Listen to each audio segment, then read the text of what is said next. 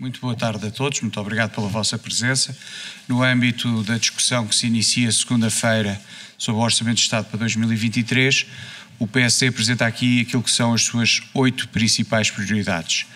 E falo na lógica de apoiar as famílias e defender as empresas. Naturalmente que durante as próximas semanas, no âmbito da discussão do orçamento, iremos continuar a apresentar propostas nestas áreas que eu vou elencar e em outras que são igualmente importantes para o país e para a governação, mas estas são as nossas 8 principais prioridades que apresentamos hoje. A primeira tem a ver com os jovens, apoiar os jovens, garantir que os nossos jovens, sobretudo os com maiores qualificações, têm condições para continuar em Portugal e estancar aquilo que tem sido o fluxo migratório para fora. E nesse sentido retomamos uma proposta que desde abril o PSD tem defendido, que é a aplicação de uma taxa máxima de IRS até ao último escalão, portanto excluindo o último escalão de IRS, uma taxa máxima de IRS de 15% de forma progressiva, para que haja um alívio fiscal significativo sobre os jovens até aos 35 anos. A segunda prioridade tem a ver com proteger as famílias de menores rendimentos, nomeadamente aquelas que recebem apoios sociais, e nesse sentido propomos que o indexante de apoios sociais, portanto aquilo que serve de referência ao subsídio de desemprego, ao RSI, ao abono de família, entre outras prestações, seja atualizado pela taxa prevista pelo Governo para a inflação de 7,4%. Ainda dentro das famílias de menores rendimentos, propomos que em sede de negociação na concertação social haja um aumento do salário mínimo para um valor que nós entendemos de referência de 765 euros, o que é um aumento ligeiramente acima da inflação prevista de 7,4%, mas que protege os rendimentos mais baixos. A quarta prioridade destina-se à classe média, mas também às famílias de menores rendimentos, e trata-se de reduzir a carga fiscal sobre os rendimentos do trabalho. Propomos uma redução de 400 milhões de euros no IRS até ao 6º escalão. Isto passa por atualizar os escalões de IRS à taxa de inflação prevista de 7,4% e simultaneamente desagravar as taxas de imposto até ao 6º escalão, inclusive num montante global de 400 milhões de euros. A quinta prioridade tem a ver com os serviços públicos e com reforçar o Sistema Nacional de Saúde. Como todos sabem, os médicos de família são um dos grandes problemas do serviço de saúde. O número de portugueses sem médico de família aumentou substancialmente entre 2015 e o momento presente, quase que duplicou nos últimos 7 anos, e nesse sentido nós queremos garantir acesso a um médico de família a todos os portugueses, enquanto não houver cobertura universal, uma contratualização com médicos assistentes, quer do setor social, quer do setor privado. A sexta prioridade tem a ver com a habitação, medidas relacionadas com mitigar o esforço financeiro que as famílias já estão a sofrer e que infelizmente continuarão a sofrer durante os próximos tempos de agravamento dos créditos à habitação, e nesse sentido iremos propor um conjunto de medidas relacionadas com a extensão do prazo dos empréstimos, com um mecanismo de transição de taxa de juro variável para taxa de juro fixa, ou mecanismos que permitam a amortização mais rápida por parte de quem tenha essa disponibilidade financeira. Todas essas medidas serão apresentadas em sede de Orçamento de Estado. Além disso, ainda dentro desta sexta prioridade de habitação, queremos acelerar e reforçar o programa que está prometido pelo Governo desde 2018, relativo ao alojamento para os alunos do ensino superior. Recordo que entre 2018 e o momento presente, o número de camas para alunos do ensino superior não aumentou, estagnou, e a promessa de mais 12 mil camas ficou por cumprir. É preciso acelerar e reforçar esse programa, envolvendo as autarquias, o setor social e o setor privado nesta área. A sétima prioridade é o apoio à família, à natalidade e às oportunidades educativas de trabalho. Queremos propor a negociação em concertação social do aumento da licença parental para 26 semanas, reforçar as verbas para a universalização das creches, tema que o PSD leva a debate amanhã no plenário da Assembleia da República, de forma a que todas as crianças, a partir de janeiro de 23, tenham este direito a aceder à creche. E também aprofundar a recuperação das aprendizagens dos alunos face àquilo que foi a perda de aprendizagens durante a fase da pandemia.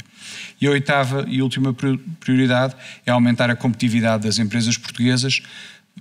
Vamos apresentar em sede de orçamento a proposta da redução da taxa de IRC em 2023 de 21% para 19% e depois em 2024 de 19% para 17%, retomando aquilo que era o programa do PSD em 2019 e em 2022, mas também aquilo que era o objetivo do governo do PSD em 2014-2015 e que depois o governo do Partido Socialista não só desvinculou-se do acordo que tinha feito com o governo anterior, como não prosseguiu a redução da taxa de IRC, bem pelo contrário, agravou a tributação de IRC e, além disso, no âmbito daquilo que já fizemos no programa de emergência social que apresentámos a 15 de agosto e depois reforçado aqui no início de setembro, vamos propor o reforço das linhas de capitalização e financiamento às PMEs, quer para os setores mais atingidos pelo aumento do custo da energia, quer também para o setor agroalimentar,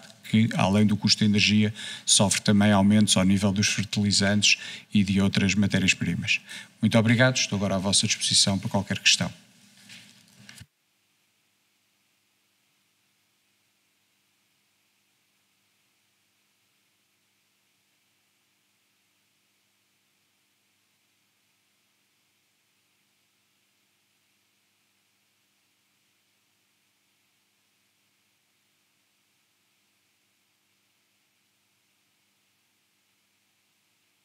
Muito obrigado. Relativamente ao custo, nós temos um valor que aponta para um valor superior a 1.000 milhões de euros. Quero realçar que estas são as nossas propostas, como nós construiríamos o orçamento.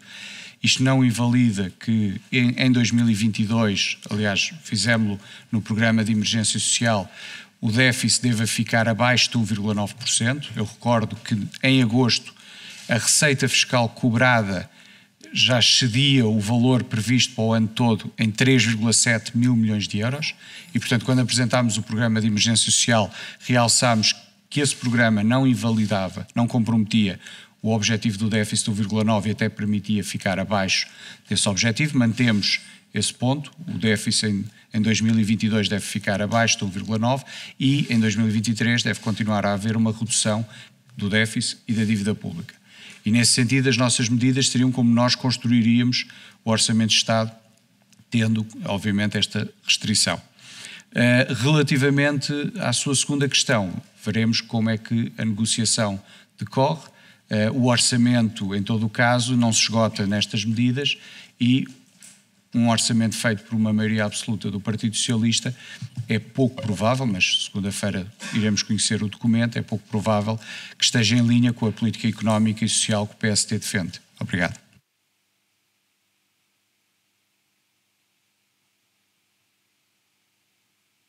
Nós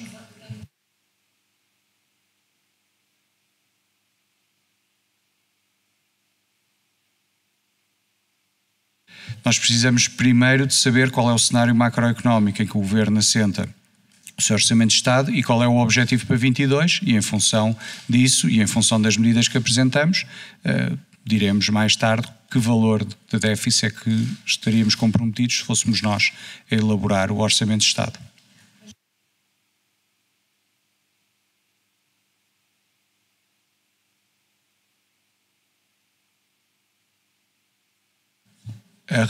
As contas públicas equilibradas e a redução do déficit da dívida são uma marca d'água do PSD. Infelizmente, das duas vezes que o Partido Socialista governou, é que não foram um vetor principal dessa governação e o país em 2001 e depois em 2011 acabou por sofrer com essa falta de rigor nas contas públicas do Partido Socialista. Em todo o caso, e portanto, por isso é que eu referi que as nossas propostas estão dentro daquilo que é o nosso objetivo de que o déficit para 2022 fique abaixo de 1,9% e que em 2023 continue a haver uma redução do déficit e da dívida pública. Volto a recordar mais uma vez que aquilo que nós já propusemos no âmbito do Programa de Emergência Social e que estamos agora a propor é com base naquilo que é a receita adicional que o Estado já cobrou até agosto face ao que estava previsto no Orçamento de Estado. No Orçamento de Estado, em contabilidade pública, estava previsto um aumento de 3 mil milhões de euros na receita fiscal e até agosto o aumento já é de 6,7 mil milhões de euros. E, na nossa opinião, este excedente de 3,7 mil milhões de euros tem que haver um equilíbrio entre aquilo que é uma maior redução do déficit e da dívida, mas também aquilo que é apoiar as famílias e proteger as empresas, de forma a que quem está a sofrer mais com a inflação possa ter uma ajuda, quer naquilo que nós propusemos no Programa de Emergência Social, quer agora nestas propostas do Orçamento de Estado para 23.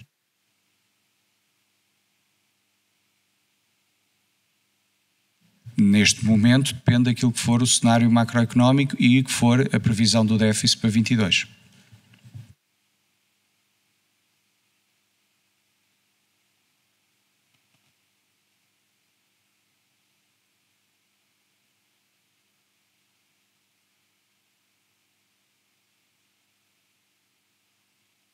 Nós temos os 765 euros como referência, mas mais uma vez o importante aqui é que se retome o princípio da negociação e concertação social, que foi um princípio que durante os primeiros 6 anos deste governo foi muito pouco cumprido. Durante o período a que se designou por Geringonça, as decisões, não só sobre o salário mínimo, mas também sobre o salário mínimo, acabaram por passar mais pela negociação entre os 3 partidos, PS, Partido Comunista Português e Bloco de Esquerda, do que pela concertação social. O que nós dizemos é que é importante recuperar a negociação na concertação social e o nosso valor de referência são os 765 euros para o salário mínimo, o que permite um aumento ligeiramente acima do valor da inflação, portanto, garantindo que quem ganha o salário mínimo não perde poder de compra e até recupera ganha um bocadinho de poder de compra face às dificuldades acrescidas que vivemos.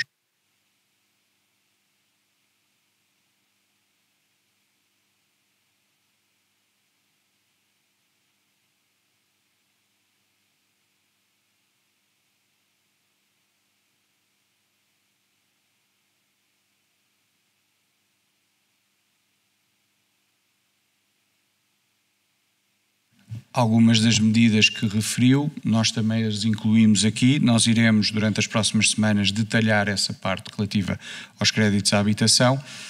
Em todo o caso, o que ouvimos agora foi apenas um anúncio, um conjunto de intenções. Veremos como é que elas se concretizam quando as propostas do Governo entrarem no Parlamento.